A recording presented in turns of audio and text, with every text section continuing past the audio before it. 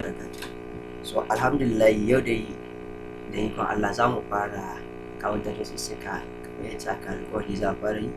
So alhamdulillah yau za mu fara ne da whiteboard animation.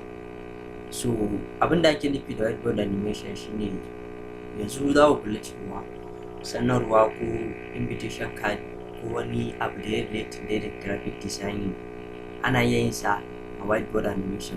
Wato sai za a ga tsari whiteboard animation shi wato za ku ga yanzu ko a WhatsApp status na ku ko a Instagram ko Facebook za ku na ganin cewa a lokacin mutane suna posting katin gayyata, amma a maimakon kati irin daurin aure da ake bayarwa za ku ga shi whiteboard din hannu ne yake rubuta sakon da ake so a gani, kamar yadda za ku gani yanzu zan nuna muku yadda za ku.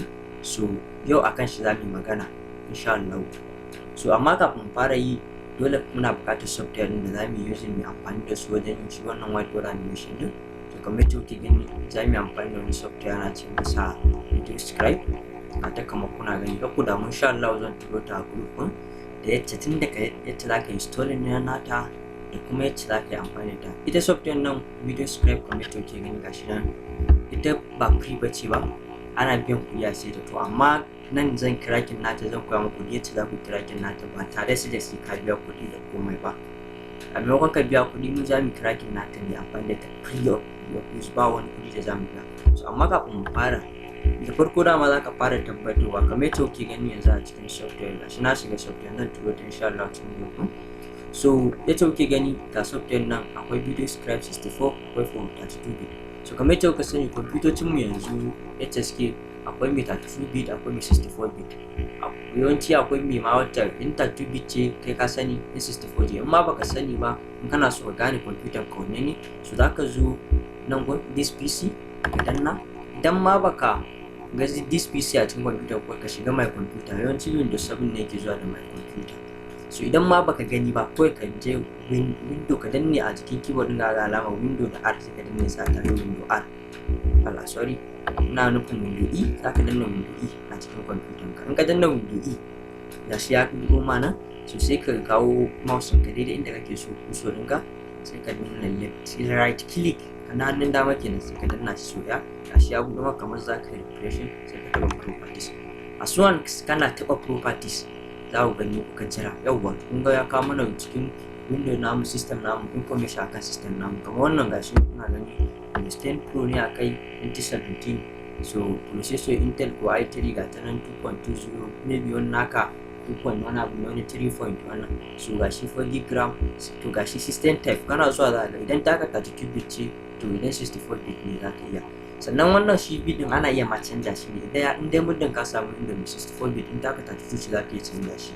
Wannan insha Allah shi ma za mu magana akan duk wannan canja insha Allah a nan gaba da sai shiga kuma computer fundamentals insha Allah. So idan 60 kamar wannan kuna ganin 64 bit ce to za mu koma VideoScribe namu folder mu na VideoScribe na software. So kun ga me 64 bit za mu install kenan. So muka zo za mu danna install, za mu da click mu jira ka mana installing gashi yana preparing to install. Doma ni ina ma da software amma ina nuna maka yadda za ku install ta tun daga farko ne saboda ina da idan ka zo za ka nuna next gashi nan. So da ke ni ina da ita dole zai ce min waye din shi na bayan modify ko kuma wanda ba ku da ita duk za ku ga cewa ku za ki ci abubuwa ne za ta kama ku kai installing. So as soon as kana installing software in dai ka gama installing ka danna install ka gama za ka ga ta ce ma run, to kakka danna run din ko sai kashe software kakka danna run zai kashe ta. Ni yanzu da ke ina da software no need in ƙara installing ta, amma duk wanda yake installing sabo ne yasa software yanzu yake installing za ta ce maka ka danna run. So kakka da running software kakka bude ta kowace ko 64 ko 32 Pro ne. So abin da zan koya ma yanzu shine idan ka riga da ka bude software to dole sai ka biya kuɗi, kuma ba za su taɓa baka kai ayyukan ka ba sai ka biya kuɗi ga software. Domin yanzu za mu cracking na tun ba sai ka biya kuɗi ba, kuma za ka yi amfani da free of use za ka yi insha Allah. So idan ka je ka danna run so akwai gun za ka zo cikin folder naka ga wannan kuna ganin VideoScribe crack ne ya buɗe folder ka danna crack din in ka shiga ciki gashi nan VideoScribe crack na kulle shi saboda antivirus. So gashi ga wani file nan kuna ganin shi, in ka danna file sai ka danna right click hannun dama kenan kai copy na wannan abu ko ka danna control C ko ka jira ya buɗe masu ka danna copy haka. Masha Allah alhamdulillah ka danna copy. Idan ka danna copy sai ka zo this PC ɗinka again. In ma baka ƙara gane ka danna a cikin keyboard ga window da E sai ka danna sa tare window E ko ka danna this PC. Ni ba mu danna this PC. In muka shiga ciki zai kawo mu local disk C namu gashi kuna gani wanda window ka yake kai wanda aka installing program wanda ya program cikin zuwa cikin gankar shi ka danna shi ma ka shiga ciki. So as soon as ka shiga ciki za ka ga program files gashi sai ka danna program files sai ka zo kai searching ko ka tafi an kula ka jawo za ka ga sparkle gashi kamar yadda kuke gani sparkle. Ka shiga cikin sparkle sai ka ƙara shiga cikin wannan sparkle gashi. So wannan kana zuwa nan sai ka zo sai ka paste wannan ka samu gefe wannan abin da kai copying wannan shi crack file ɗin da kai copying sai ka zo gashi kana ga sai ka dinga right click zai kama kamar replace sai ka paste. Kana danna paste zai ce ma place the file in the destination ko ka size ka kai paste. In ka jira ka danna continue. So insha Allah za ku ga ya wuce gaba ɗaya. To gashi kamar yadda kuke gani alhamdulillah yanzu mun yi cracking software no need da sai mun yi payment gaba ɗaya.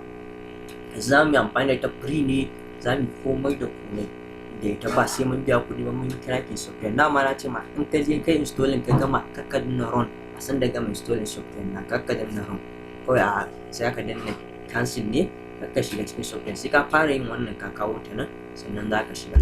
So idan ka gama wannan kawai ka fita ma gaba ki ɗaya in ka zo ka yi refreshing dama software ka za ka neme shi a cikin desktop idan ma baka gan shi ba in Windows 7 ne da kai nan Windows 8 ne Windows 8 wannan ta yana daidai nan search button ta ka kawo kusurwan ka daidai nan.